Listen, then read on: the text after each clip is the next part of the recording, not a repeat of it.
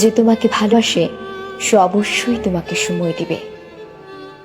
তোমাকে মানুষটার কাছে অসহায়ের মতো সময় ভিক্ষা চাইতে হবে না, সারাক্ষণ ফোন হাতে নিয়ে অপেক্ষাও করতে হবে না যে সে কখন মেসেজ দিবে, কথা বলবে। সে নিজেই তোমাকে সময় দিবে। শত ব্যস্ত থাকলে অন্তত তোমাকে একটা ছোট্ট মেসেজ দিয়ে জানিয়ে দিবে। ফ্রি হলে নিজেই তোমার খোঁজ নেবে, তোমাকে মিস করার কথা বলবে। তোমাকে এড়িয়ে চলার জন্য সে কখনো ব্যস্ততার অজুহাত দেখাবে না। ব্যস্ত ছিলাম তাই ফোন দেইনি, অন্তত এই বিরক্তিকর কথাটা কখনোই বলবে না। মানুষটা যদি প্রায় সময় ব্যস্ততার অজুহাত দেয়, তাহলে ভেবে নিও সে তোমাকে এড়িয়ে চলছে। একটু ভেবে দেখো, আগে যে মানুষটা তোমাকে অনেক সময় দিত, সে এখন তোমাকে একটু সময় দেয় না।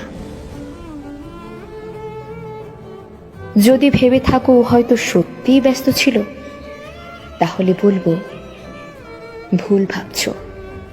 সত্যিটা হলো তুমি দিন দিন তার কাছে বিরক্তিকর হয়ে উঠছ। তাই বলে বলছি না যে কারো ব্যস্ততা থাকতে পারে না।